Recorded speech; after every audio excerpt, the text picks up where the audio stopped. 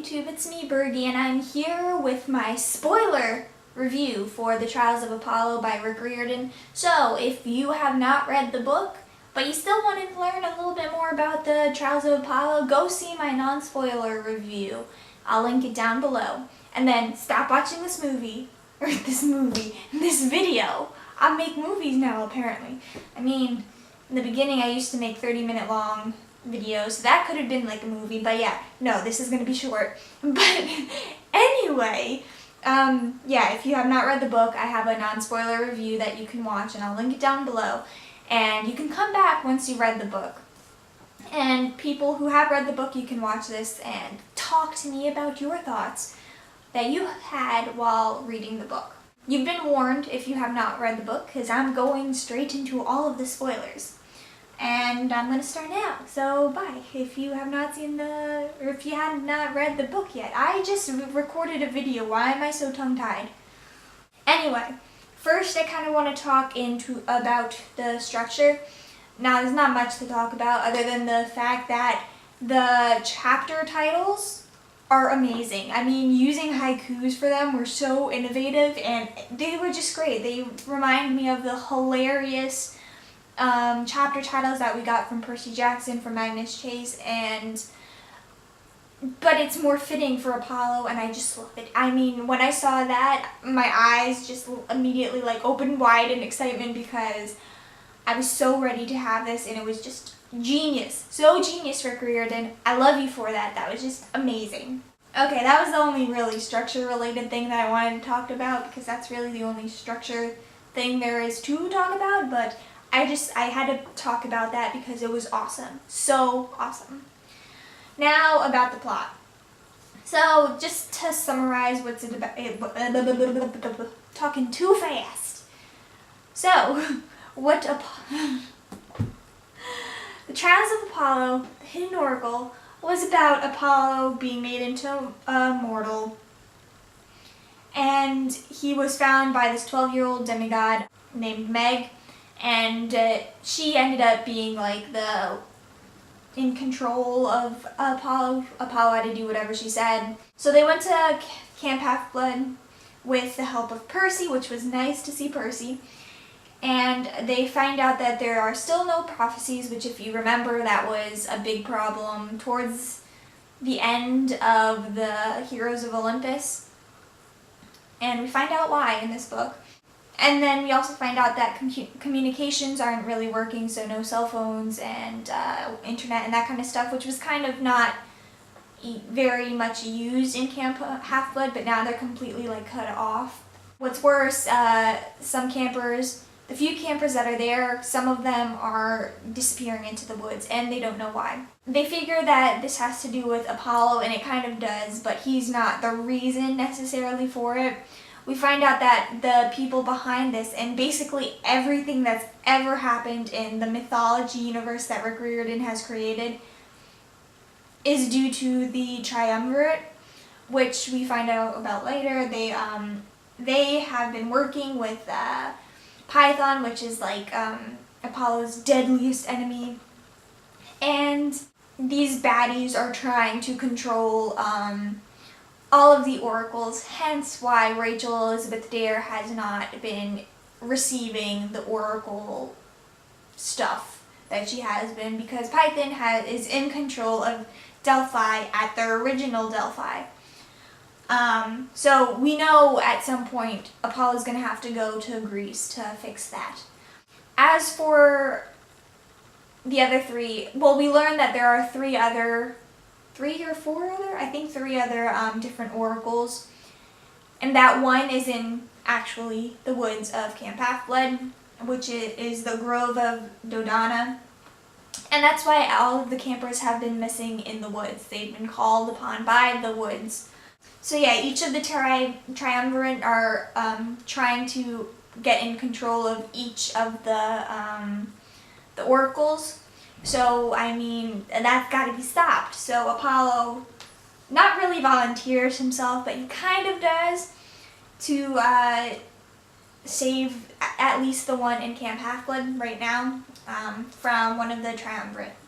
And we find out that the one triumvirate who wants to be in control of the Grove of Dodona wants Apollo to lead him there, and that's kind of the big conflict within this book itself.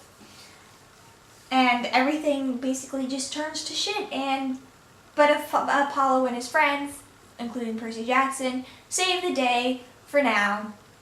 So that's basically all that's happened in this book. If you did not remember, because I know for me, I usually forget the book almost the second after I read it, which is not good at all. I have a horrible memory, but just if you needed a little bit of a refresher, there's that. So, like I said in my non-spoiler review, this kind of jumps right in, which again could be seen as something good or bad. I felt like there was something missing, but that might be filled in by the other books later on. So, characters. Apollo. Now, he started off arrogant, self-centered, and very how you would expect a god to act. And I mean, of course, that's kind of expected, especially with the little scenes that we've kind of seen before with Apollo. He's very, conceited and that kind of stuff. He's into his looks and into being great at archery and medicine and poetry and that kind of stuff. And we see that a lot in the beginning of the book. But he's not a god anymore. He's mortal, so he can die. He has more emotions. He cares for other people. And he feels guilt and other human traits. And oh my goodness, I love that character development. I know I said before that we don't get much character development, but we definitely get a lot from Apollo, and I feel like we're gonna get so much more in the later books. That's the one thing I really loved about this book, seeing Apollo being less of a self-centered god and understanding humanity more. I really like that, because it really shows that you shouldn't be self-centered. You shouldn't care about other people, or else I don't know, it's just not good. By no means is he completely changed, but I see him going in a good direction, so that's always good. So another character that was very important in this book was Meg.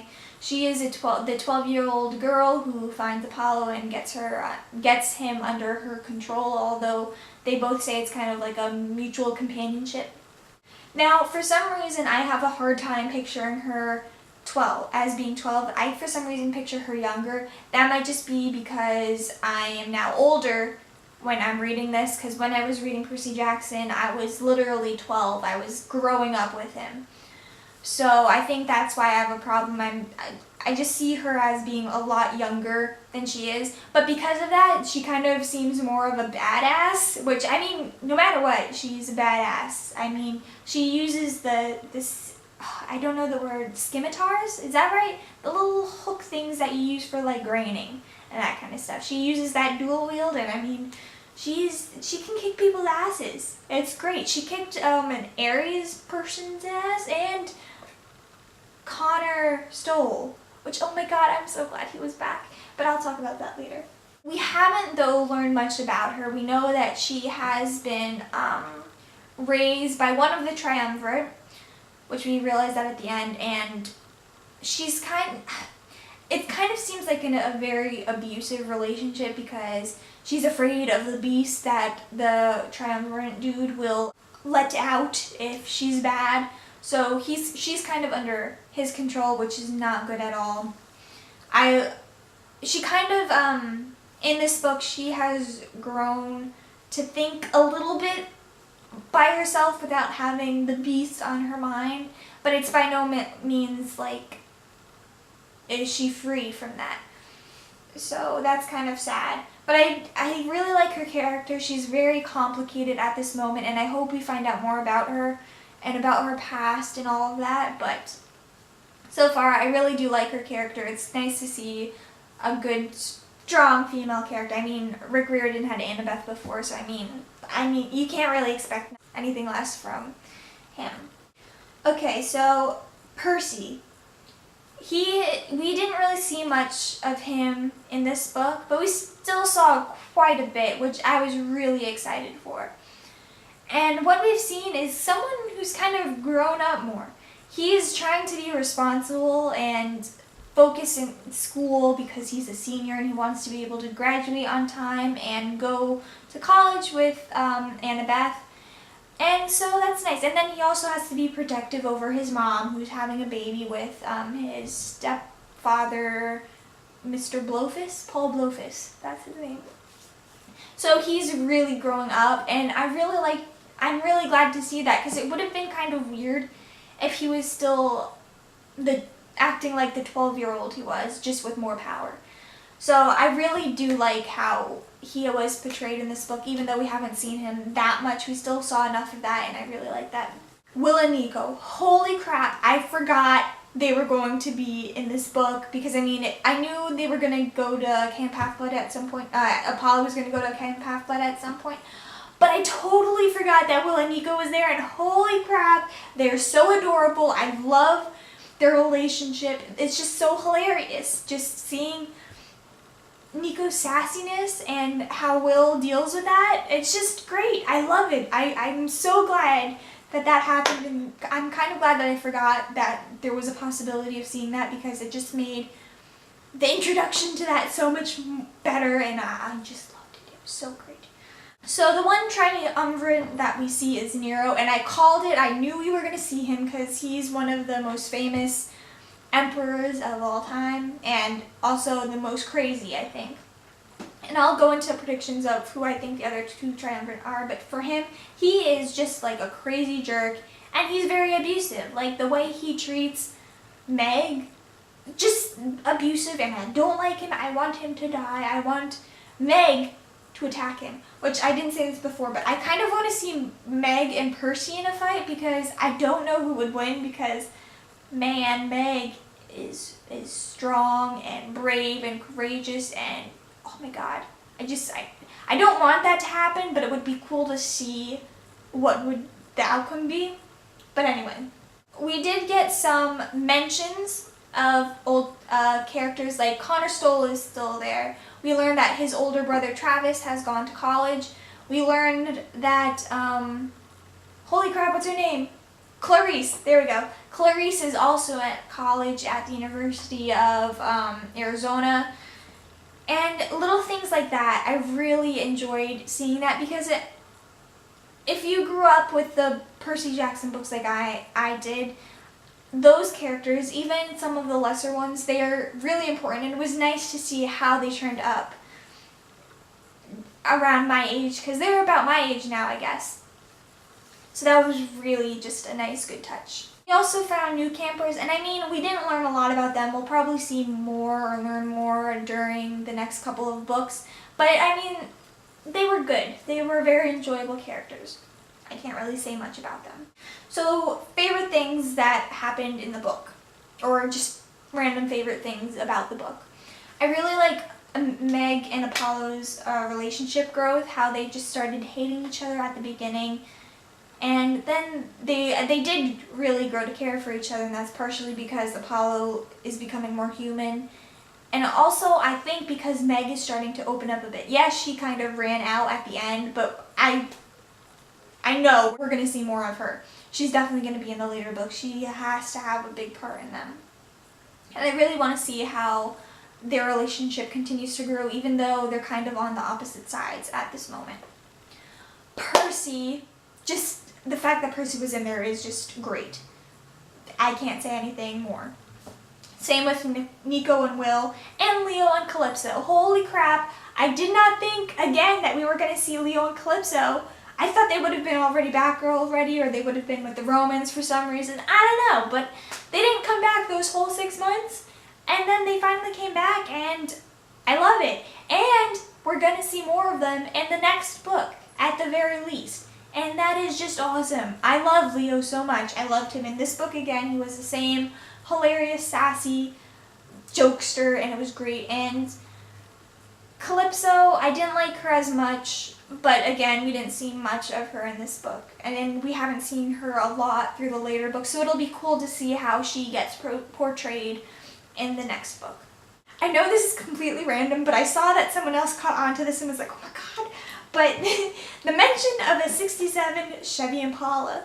Now, I saw that Rick Riordan said he did not know he was making a supernatural reference, but the fact that that was made, it was like fate. All my favorite fandoms are coming together, and I just love it. So that was just a little great thing. Because, I mean, Rick Riordan always references pop culture, so I thought that was a reference, but apparently it wasn't. But it's still great. I like that.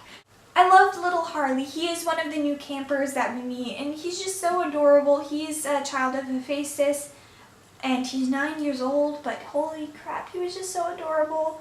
And he was trying to find Leo this whole time, trying to make a beacon for Leo to find, and it was just adorable. I like the new mythology that was introduced, like the oracles, the emperor gods, and then, of course, Apollo as a human, and so much more. I thought it was really great to see new aspects of Greek and Roman mythology, so that's always something that I look forward to in Rick Riordan's books.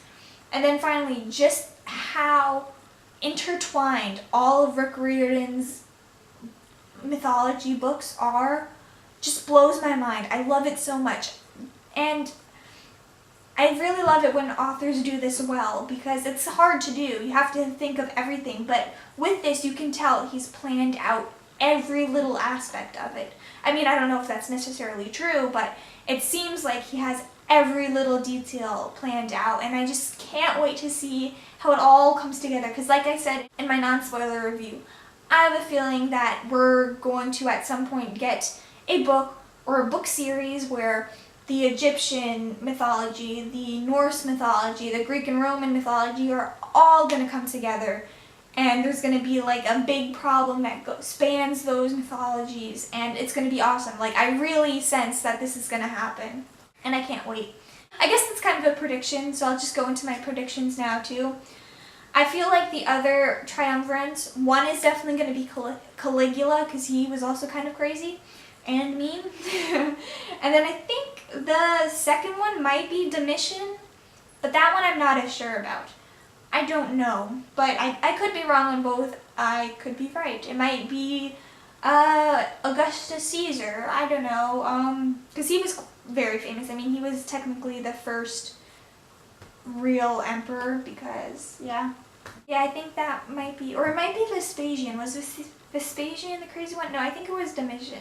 I don't know, but if I have to bet on two, I'm gonna say Domitian and Caligula, but we'll have to wait and see. I think at some point we're gonna get a book where we meet up again with Piper and Frank and Jason and Hazel.